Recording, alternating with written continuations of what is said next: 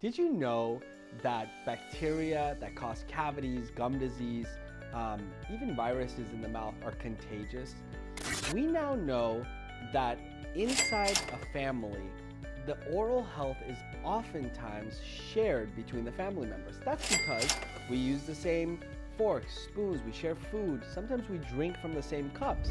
So if you have children, the number one way to help reduce cavities and help improve the oral health of your children is by making sure you yourself have good oral health. So good oral health is going to start with getting your saliva checked to see what type of bacteria you guys have in the family. So saliva testing is number one.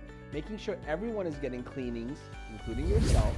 Making sure that you don't have infections that you can pass on to your children. And that's really one of the first and eminent things that you can do to help improve the oral health of your children. Click the link below to learn more.